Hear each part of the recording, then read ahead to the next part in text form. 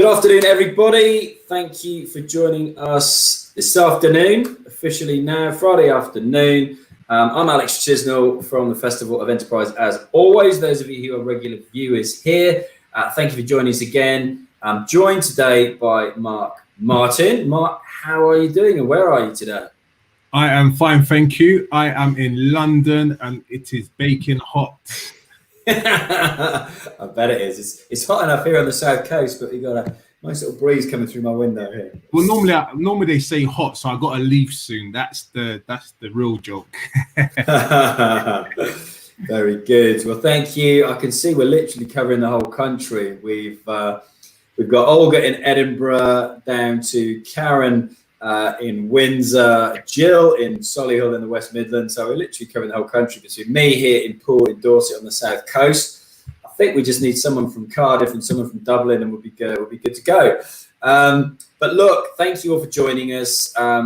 You would have already, read what we're talking about and signed up for this webinar. Many of you, I can see the numbers going up as I'm on here. Actually, I can see many of you are going to register to watch the replay, and that is the most common question I get asked: is when the replay, when is it available? And it literally be available as soon as I press end broadcast, as soon as me and Mark have finished, and it will be live here on this platform on Crowdcast, and we're also broadcasting live today on Twitter, YouTube, and Facebook. So if you're on any of those platforms, welcome again. And once we finish there, the live streams will be available on those platforms to watch as well. But ideally, look, if you get value from listening to Mark today, then share it with somebody, share the link that you got to get on here and invite them to take a look as well.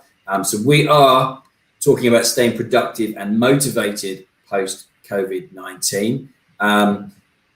Mark Martin MBE is an educator, a technologist, and an innovator, the founder of Urban Teacher. And he is going to be talking about change in the workplace. It's been a culture shock for many people's usual working habits. Things are going to continue to change. We're only in early August at the moment. A lot of people are going to be on holiday. They're going to be going back into the workplace September, October, etc. So it's safe to say the last few months have been pretty tough for all of us, positives and negatives, I'm sure, for all of us. And having to get to grips with new technology, implementing new ways of working, and overcoming challenges have all become part of our daily routines. And one of the biggest obstacles facing workers has been avoiding distractions, keeping focused and staying motivated. I could wholeheartedly agree with that on a daily basis. So joining us is award-winning educator Mark Martin MBE for simple and practical tips on how to get your productivity levels up, and more importantly, Mark, how to keep them there. Thank you. So since the beginning of the year, we've had a massive kind of crisis on our hands, and I want to thank the ASAR team for giving me the platform to kind of share some of the insights that I've had during the lockdown. Traditionally myself, I'm a computer science teacher. I've been working in education for the last 15 years. I've worked in the corporate world, supporting them to bring them the best talent and the brightest talent. And again, just looking at the whole economy and seeing where it's going towards. But I like to bring this as a start of conversation that since this crisis has actually hit, where are we on the Blob Tree? And for some of us, we've had to deal with a lot of tragedy, whether it's the loved ones around us. Some of us are having to deal with a lot of uncertainty. Some of us have found opportunity in terms of entrepreneurism. Some have found new ways of innovating and creating. And sometimes it's really great to have a stock check of where you are and what are the things that in this crisis that you can actually be more productive around. And then when we look at the landscape, we've instantly changed from the offices versus the home. So a lot of the productivity and innovation from the capital is now being done in the home. And that's very interesting. And, with the certain behaviors that is starting to present now, will we go back into our office spaces, or will we reinvent how we use office spaces? because before it was being at a desk, being at a laptop, making sure that you're on top of your emails, on top of the workload. But actually, you can do that in your home. So what would the office space be about? Generating ideas? It's about collaborating, team building? Is it, again, looking at new areas of how we operate? And then what are the side effects? Some of the side effects from working from home, as some of you probably have experienced, is around work management. I know some people are working very long hours at home. Are we kind of dissecting that into sections that is able to matter to us, and also make sure that there are realistic expectations too, so you're not working crazy hours? And then mental health. So we've seen a lot of benefits where people are now going for their walks, or people are now spending more time with their families, and doing stuff in really interesting ways.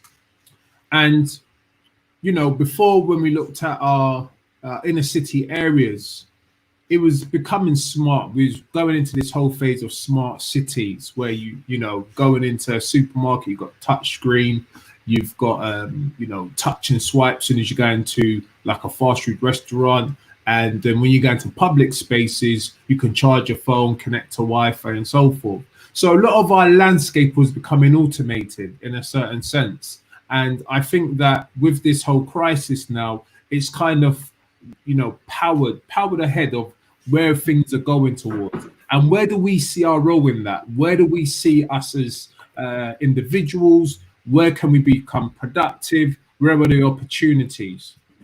And one thing I have seen recently is around local communities mobilizing. So, more people have taken interest into gardening, food banks, people supporting the local areas. And more, what we're starting to see now is that it's not just about the big city. You could be actually doing some really cool stuff in your local areas, innovating, creating, supporting social enterprises, really giving back. I'm going to be talking more around like, how do you find your purpose and how do you find your passion in this time of change and the time of a new norm? And then when we look at innovation in those new norms, we've seen that from being online to, most people are probably used to using Zoom now and using these online tools to communicate and to have meetings and to have collaboration. That's showing us how certain boundaries and barriers are actually broken down. And throughout lockdown, I've been on calls from people around the world, and we've been able to work in new ways and to share brand new ideas, probably that we wouldn't have thought about before lockdown. And then we've had gigs online, and we've had car park festivals, people in their car listening to music. And with that new innovation, one of the things that I've seen with the big issues, so they've now turned it into a mobile app. So we've seen a lot of technology that probably in the physical world couldn't survive, and now people have now taken that online to be able to take that to the next level. And then as an educator myself, I've seen lots of young people become innovative and to really think about changes in their local areas.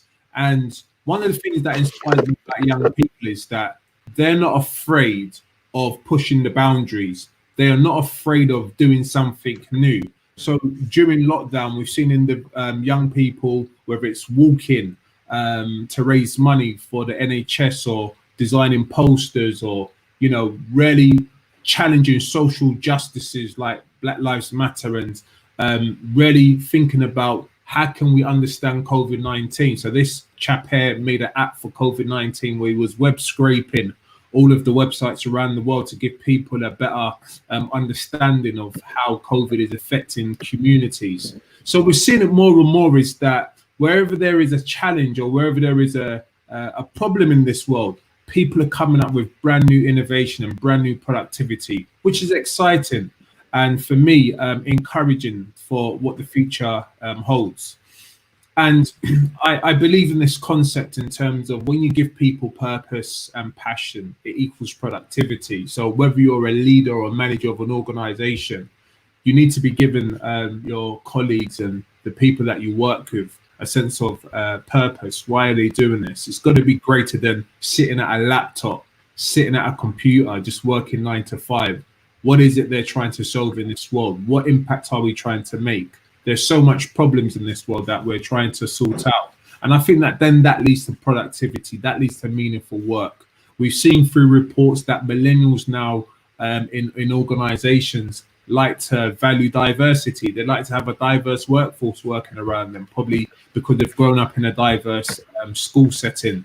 And then when we think about in terms of, you know, the societal issues, where are we in that? Where are we in those narratives as businesses and organizations?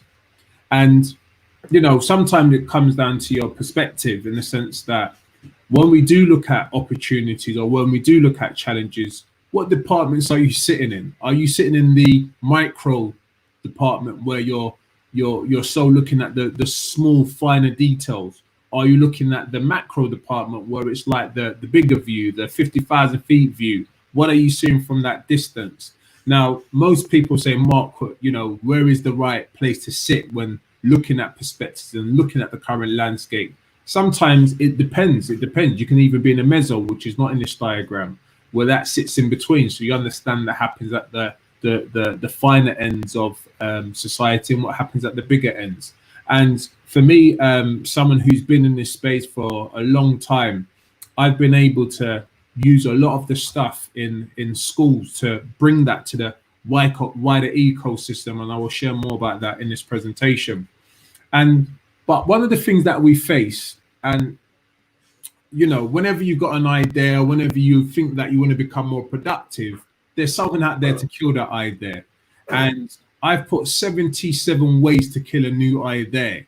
And you know, you might say, I'm upbeat, I'm ready, encouraged, but you might hear these phrases that people throw at you that no, it won't work. No, we haven't got the budget for it. It's not the right time. You must be realistic. Let's form a committee. That's one of the killers in my world. Let's form the committee of death, where you spend 5 years thinking about a solution. I just showed you young people that are, you know, they're not waiting for the 5-year committee group. They're actually going out there and making a difference. And despite all of these kind of things that people might say to criticize, if you've got an idea or if you want to be more productive, it's about how do you overcome them? How do you support? How do you gain a support network to encourage you and to take you through that process? And a quote I like to say is that the harder the goal, the more commitment is required. So if you have an easy goal, you don't need a lot of motivation to get it done. So imagine today you're sitting at home and they've given you such an easy workload. You know, you're not going to invest that much time into it. You might, you know, surf on the net. You might do X, Y, and Z. But the quote goes on to say is that when you're working on a difficult assignment, you're likely to encounter challenges that require a deeper source of time, inspiration, incentive, and bandwidth. And bandwidth is one of the most important things that I like to say to people about, is that you've got to measure your bandwidth whenever you're thinking about being productive, and whenever you're thinking about having a new change or going into a new change for yourself. But again, as I said, with all of that, there's bouncers. There are bouncers. There are people that are going to say no. One thing that I found working in the industry is that people say no more than they say yes. And sometimes those no's could be a silent blessing, because, you know, if people say no, we're not going to back you on this, keep it moving, think of something else. Or if you think that it's worth trialing or testing, get people around you, test your idea, get people to hold you to account. I normally say I have 3 people in my life. The first person is like an older person, or a wise old soul that can pump that kind of experience and lifetime kind of belonging into me. And then I've got someone my age that can keep me account and keep me to account and to keep me on track with my goals. And I normally got a younger person that I can pour inspiration into. And having that cycle always keeps you active, having different stakeholders in your life to really pinpoint what you should be doing to actually move forward and actually get to that next stage. And then when we think about, you know, getting to that next stage and thinking about this path, When no one sees your vision and ambition, create your own path. Be intentional, build a tribe.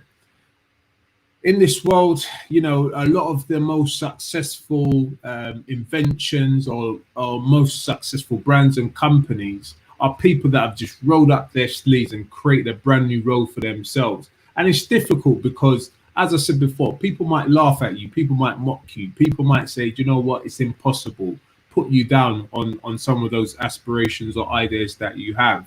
But it's about how do you kind of get to that next stage? How do you get to that next phase? And you might not know all the answers. So that's a really important thing. You might not know all the answers to get to that next stage. But you know, we live in a world now where you can, you know, follow 10 experts in your field on Twitter, or you can go on LinkedIn and message 100 people about your idea. And it's a numbers game. If you send out a message to 100 people, at least one might get back to you with a bit of interest, and that might be the person to pursue whatever you have to become more productive. But you know, what you do matters. You know, there's this old Pareto's law where it says 80% of what you do sometimes is useless. 80% sometimes what you do, you only get 20% of the result back. And it's difficult. It's a difficult one to gauge, because if it's 20% of what you do leads to 8% of your results, do the 20% that matters and forget the rest. Now, if you're on like doing something and your heart's in the right place to really push this to the next level, how is it kind of how are you willing to sacrifice that 80%, even though you might think that that's the place that you need to put all your attention on? How do you get down to looking at that 20% that's most effective?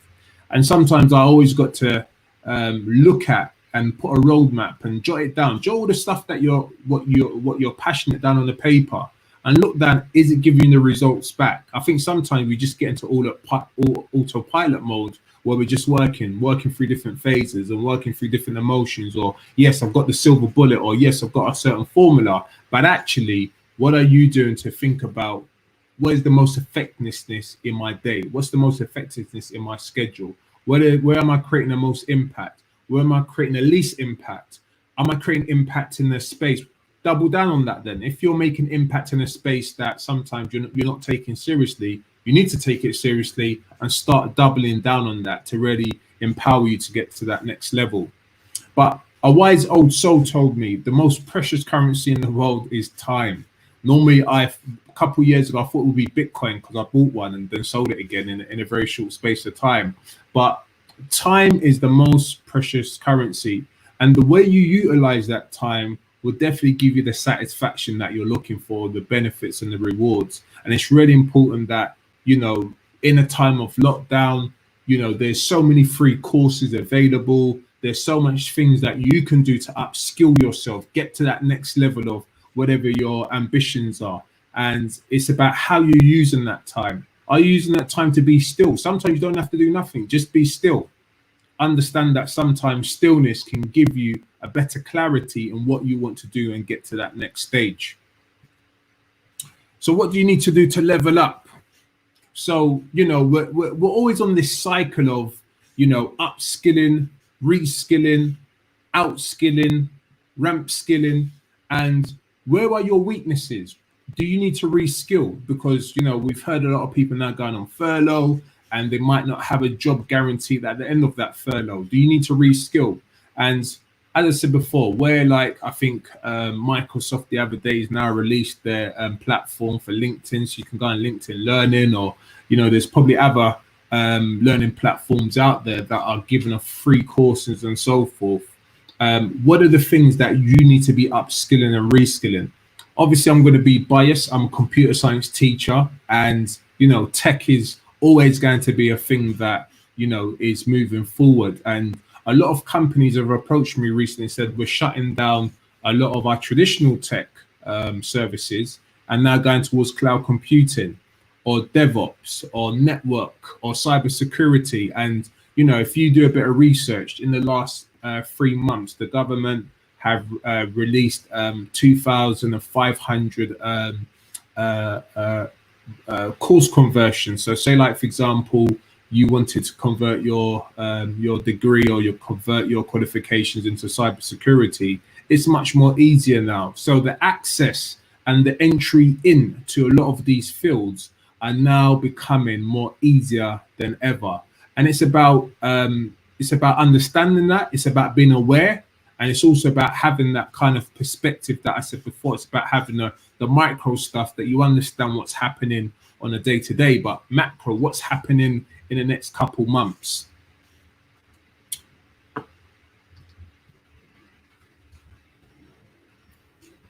So when we think about career development, there's this lovely cycle that I found that, you got to get stuff done.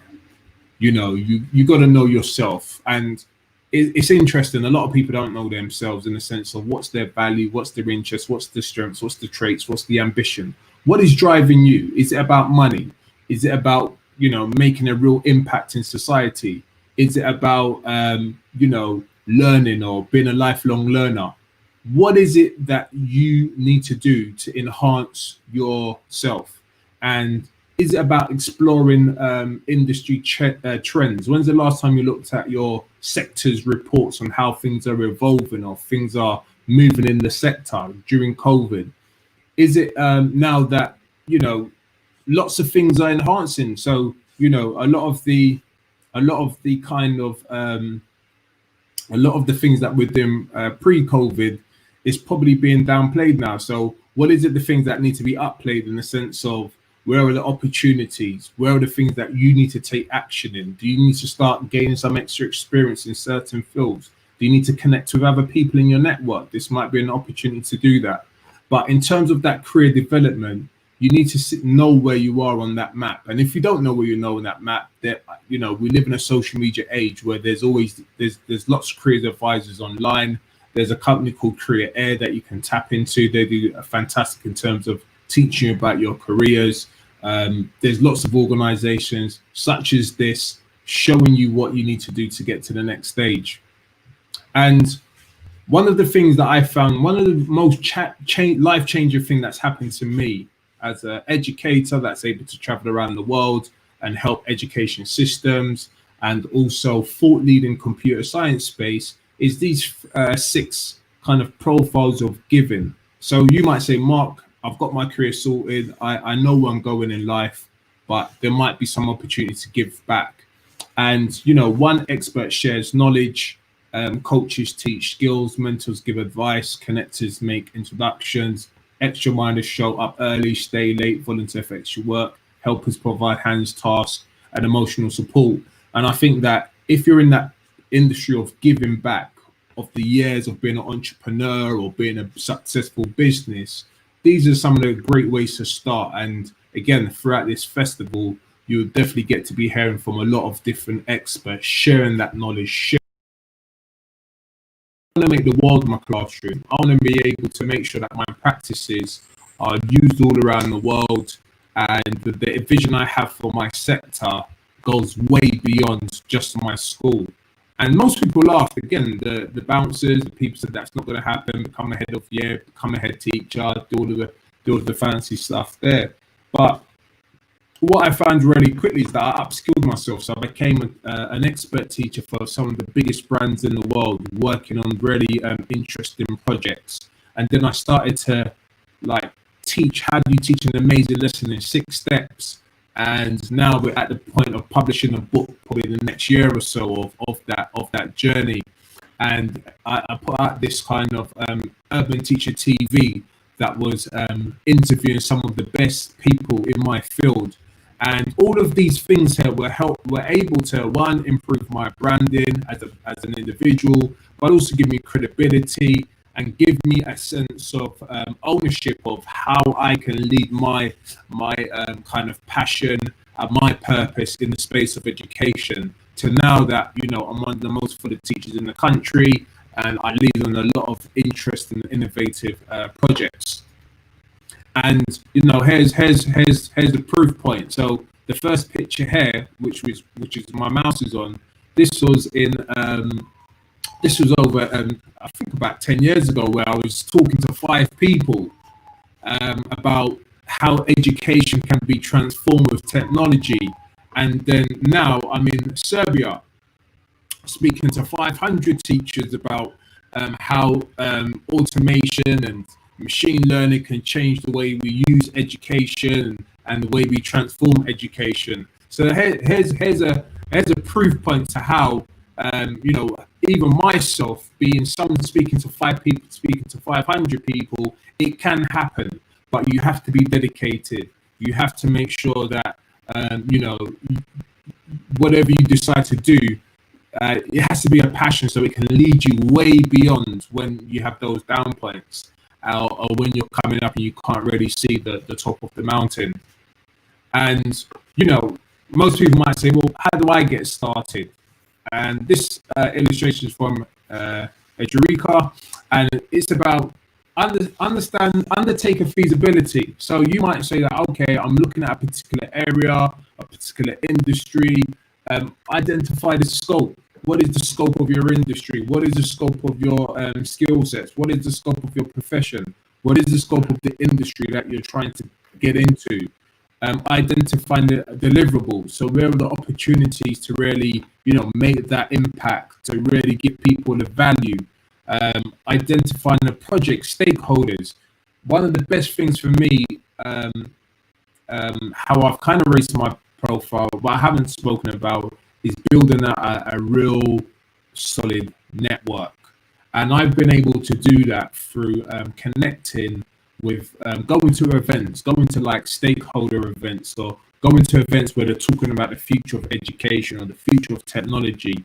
And, from a person like me who was shy to begin with, sitting at the back, listening in, to now leading conferences, leading presentations around how I see the future of education or how I see the future of technology, has been a massive transformation, and develop a business case. So my strong political business case would be like, we need to support the homegrown talent of the UK. And it's about how our schools preparing young people, and how is the industry receiving those young people. That's my simple business case. So I get to work with institutions around the UK, but also tech companies to make that happen. What is your business case, or what is your mantra, or what is your slogan into the things that you want to achieve? And just to touch on this, you don't need to be a techie to be in tech. You don't need to build the next Facebook to get your platform off the ground or get an idea off the ground. There's all these it's the no code era now, where you can, jump online, you can use a lot of free tools to get you started. You can drag and drop a website. So when I was first like that, you couldn't drag and drop a website, but now with the power of Weebly and Webflow, you can drag and drop a website.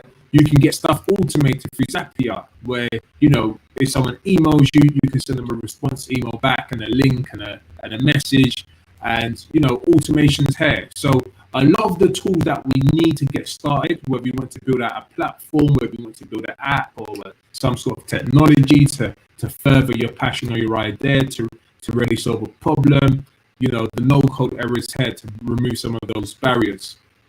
And my questions as I kind of wrap up is, what are the 3 top goals that you'd want to set yourself before the year ends? How will you measure them, and who could hold you accountable? And that's really important in the sense of, whatever you set out to do, make sure you've got someone who's beside you who could be honest. You don't want too many people stroking your ego, because before you know it, you'll be drinking your own Kool-Aid.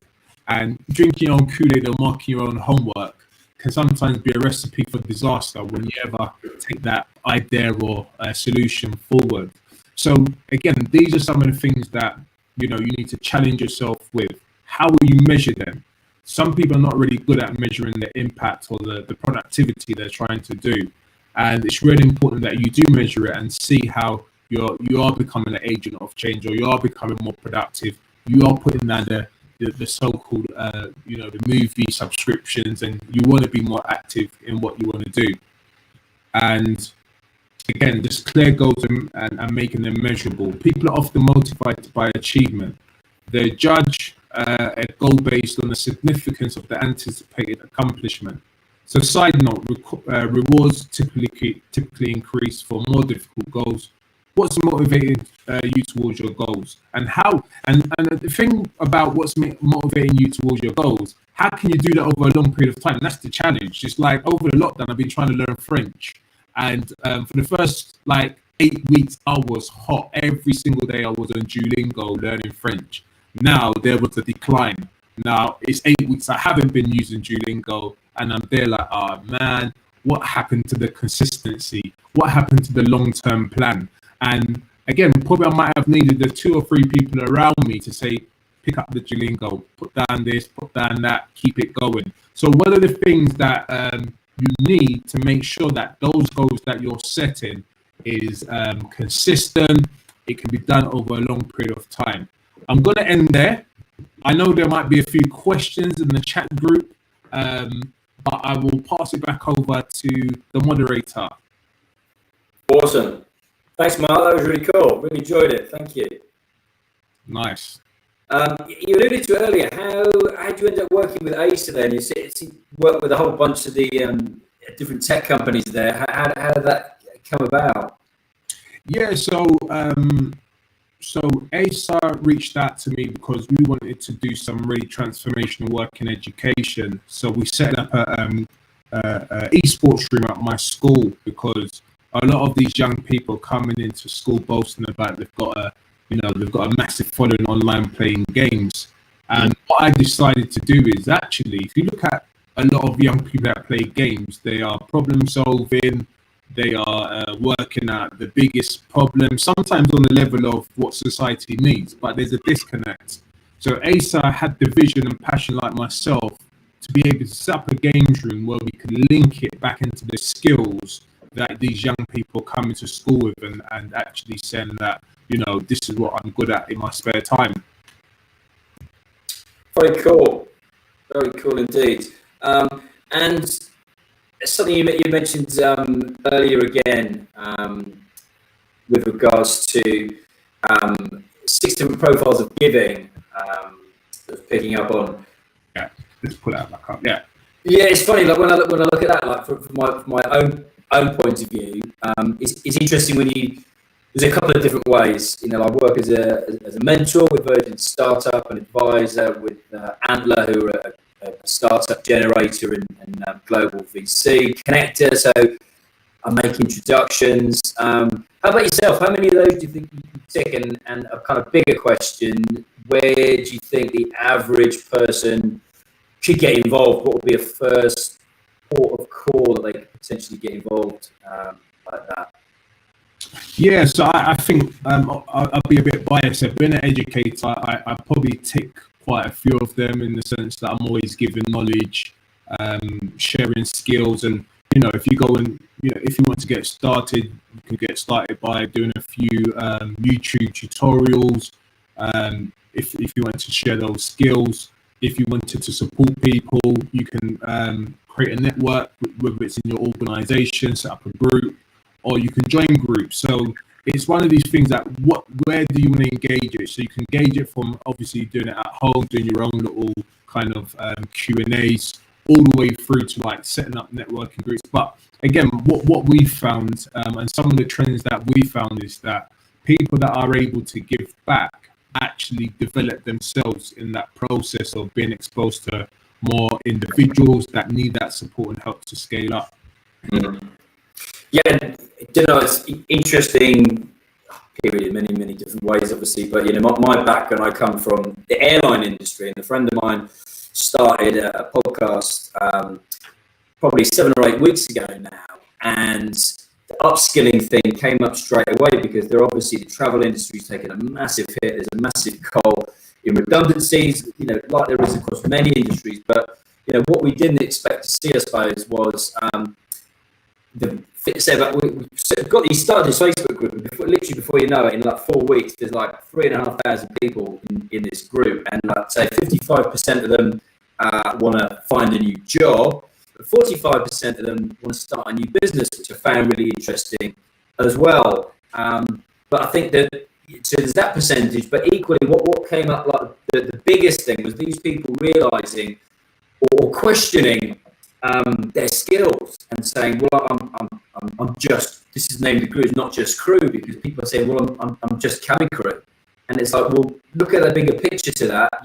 You've fought fire on board an aircraft, you've administered first aid to somebody, you know, having a stroke or having a heart attack or something, but it's trying to like quantify that to different employers now, going, okay, so you've got these skills, what could you do to actually kind of make that official? And I think that slide that you had before that, I was just looking at upskilling and reskilling. Maybe you can kind of talk us through that process, because I can imagine there's a lot of people, and people are reaching out to me, you know, DMing me personally, who go, you know, what do I do? I've done this for 20, 30 years, and I kind of feel like I've been, you know, pigeonholed into this box, and I don't have anything official. But as soon as you start kind of having a conversation with them, drawing out of it, it's like, you've got so much to offer the world. It's just kind of structuring it a different way, or trying to, like you mentioned earlier, upskill, reskill. Maybe you can, you know, being an educator, you can talk a bit more about that for us, please. So one of the biggest things is that we've always got to be enhancing ourselves. We've got to be lifelong learners. We've always got to be thinking about how can we improve our abilities. Now, unfortunately, it's very difficult to say to someone, if I've been in something for the last 20 to 30 years, how do I then, you know, put that aside and pick up a new kind of craft to fit back into the market? And it's one of these things where, you know, you cannot disregard those 30 years, because in those 30 years, those soft skills that you've probably learned, or those kind of technical skills you've learned, they can be transferable. So a lot of the skills that you probably have now, you can transfer them in, whether you need to transfer them into a bit of tech or into some kind of digital kind of aspect, but it's not that much of a transition. But one of the key things you have to be thinking about is getting started, because, you know, the biggest thing that I get from people is fear. The fear of just change, the fear of moving over from one thing to the next. And I've spoken to quite a few people during lockdown and said, you know what, I've had to learn Zoom, I've had to learn how to deliver lessons upon lessons, and I actually like it now, because the fear's gone. I'm confident to be in front of things. So one of the biggest things I think is about how do we help people to show them what the other side looks like, and show them that some of the stuff that they've acquired over the years, they can actually use moving forward.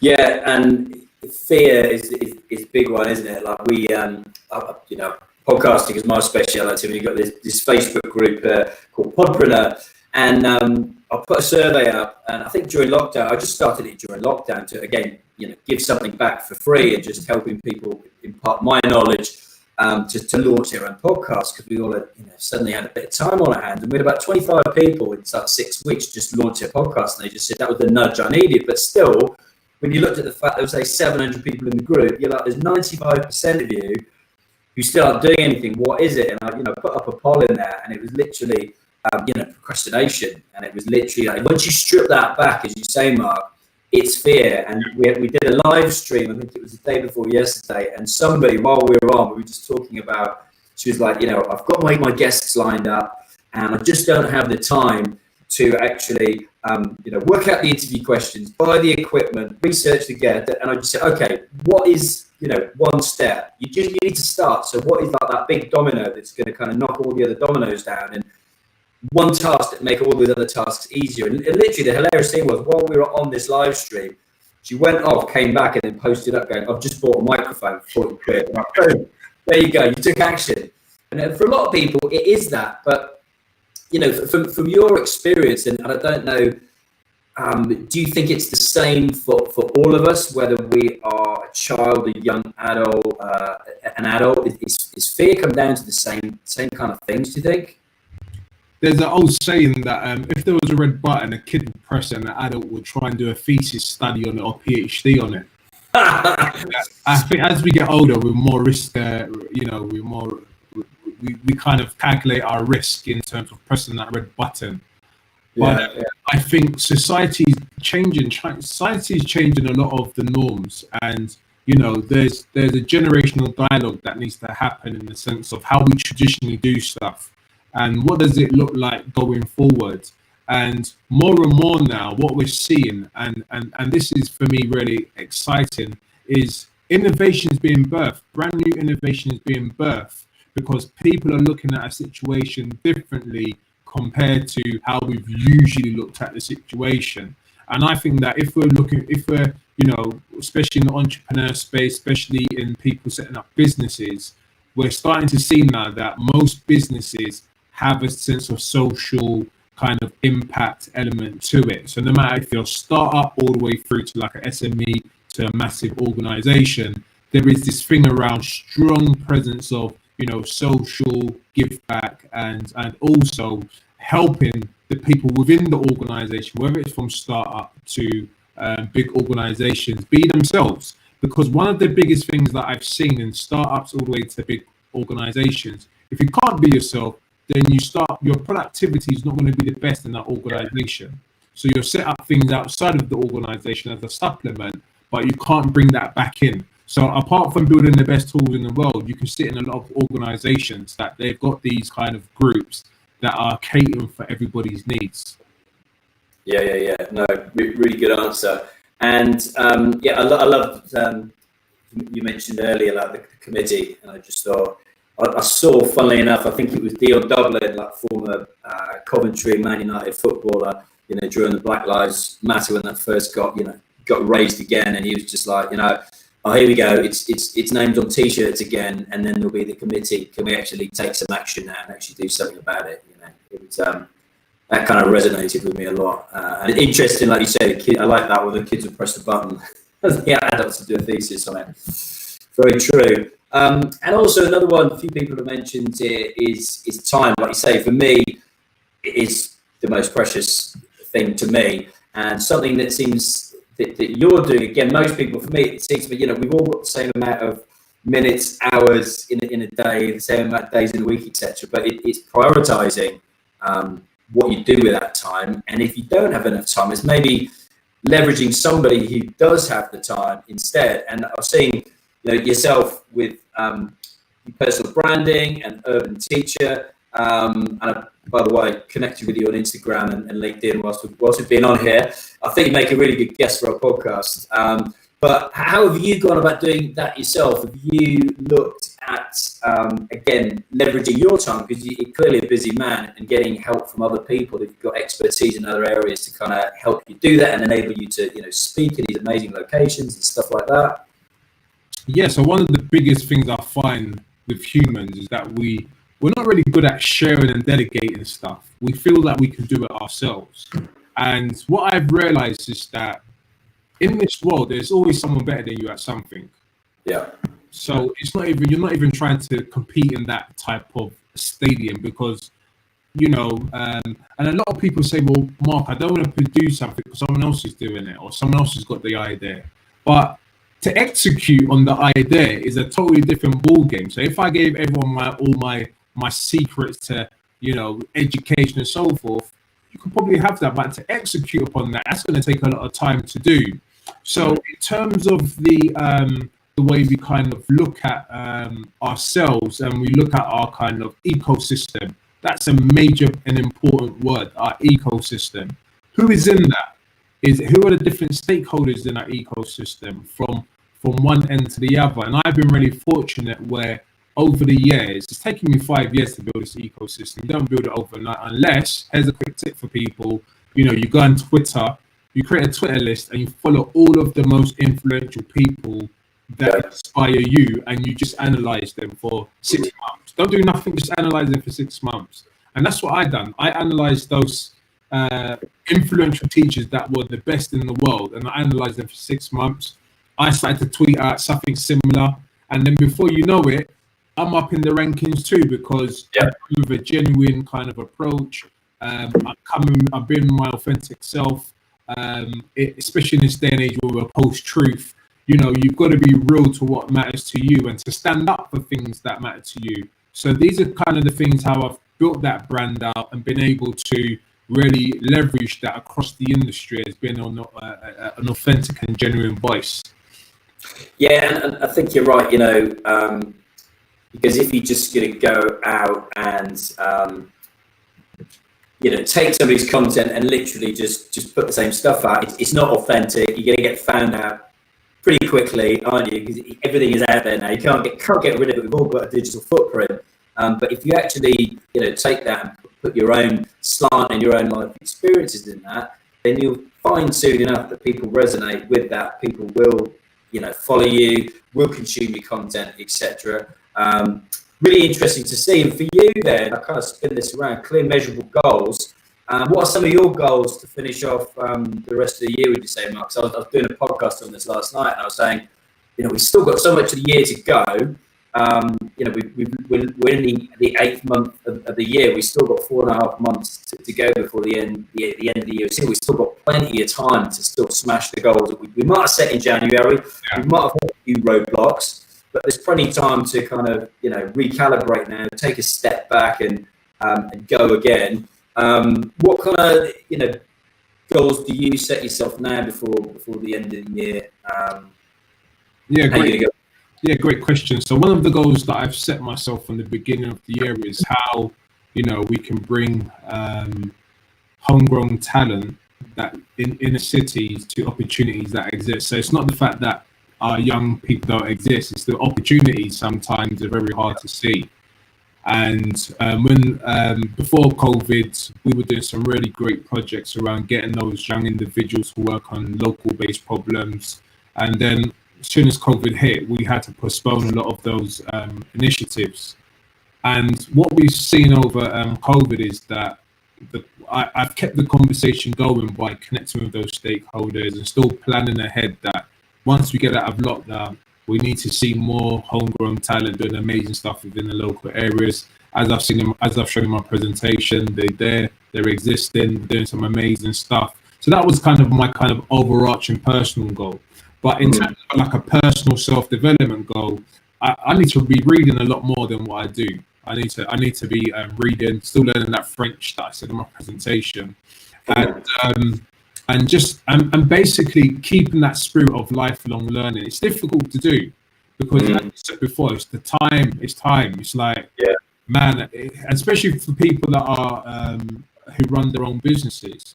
Most people run their own business. It's all about making money to put food on the table, or paying for their staff and so forth. So where do you get time to develop? Where do you and kind of challenging some of the thought processes and mindsets that I have that are probably old and stale now to current. Yeah, well, good luck with the French. French, good man, and with the read. I just did a program called 75 Hard, and it was it's like a mental toughness challenge, but it incorporated like physical stuff as well. But it lasted for 75 days, and part of that was so you had to like work out twice a day for 45 minutes. You had to drink a gallon of water a day. You had to stick to like a nutrition plan, all these things. And one of them was reading 10 pages of a book a day. And everybody was like, well, that's the easy one. And a friend of mine, and the funny thing is everybody fails on something, or everybody finds one of them difficult, and it's different for everybody. And a friend of mine is a nightclub owner here in Bournemouth. He said he failed on the reading 10 pages of a book a day. He said, I found that difficult in school. He said, working out twice a day, I found that easy. I do that anyway. But reading 10 pages of a book, he said, I found that difficult. Which is interesting because for me, that was the easy part. But it's kind of what you said earlier. Once you start doing something like that, compound that over time, it becomes a good habit. And fast forward however many years, you then see the results. You ain't going to see them in days or weeks or months, etc. What you're saying is really key, because like a lot of people are asking me, Mark, where should I invest my money? Should I invest it in Bitcoin? Should I invest on the stock market? Should I invest it in like local-based businesses? But sometimes you've got to invest it on yourself and use that theory of compounding as we'd use in trading and stock markets into yourself. So once you learn a skill, double up on it. And as that might double up, might go back to the skill sharing or sharing your expertise, and double down on the things that people like or don't like. So these are the things that you could easily do, and it doesn't take too much time to get started. Yeah, and I think traditionally we didn't do a huge amount of it in this country, did we? Whereas a country, I know like North America, they always look at learning as a lifetime thing. I think we're getting more into it in this country as the kind of Tony Robbins kind of permeates kind of self-development world over here. And I wholeheartedly agree. I think the biggest best investment you can make is in yourself, in your own learning. You know, we only get one chance in this life, so you might as well make it as you know, full-rounded as you can. Look, taking up enough of your time. We're coming up to 10 to the hour. You're probably like heating up now. Your temperature's rising. Actually cool at the moment. I'm cool, so that's a great thing. Well, look, I'm going to just put in here. I've put in a link to Acer. So acer.com is the place to find out all things to do with Acer and the tech and innovation that they're involved in at the moment. Easiest place to connect with yourself, Mark, is it Instagram at Urban Teacher? Oh yeah, like Twitter, urban_teacher, Instagram, Twitter, LinkedIn, Mark Martin. And yeah, drop us a line if you are doing anything interesting. Happy to explore. Awesome. Posted that up in the feed there as well for people. Yeah, love to carry on the conversation with you, Mark. I've dropped you a connection request on LinkedIn and followed you on Instagram as well. So be cool to get you on. We've got a #1 ranked entrepreneurship podcast, so I think it'd be really cool to get you on there, and load of subjects we could further explore. So appreciate your time today, and thank you for Acer for hosting this as well. Thank you. Have a lovely day. So thank you everybody for joining us. As always, as I say, we're literally going to hit end broadcast now. You'll be able to watch the replay. I know a lot of you are going to watch this in your own time. Again, if you found value in listening to this webinar brought to you by Acer and the Festival of Enterprise with Mark Martin MBE, then literally share the link with your friends and get them to watch this as well. And the live streams will be available on Facebook, Twitter, and YouTube as well. So thank you all very much indeed. We'll be back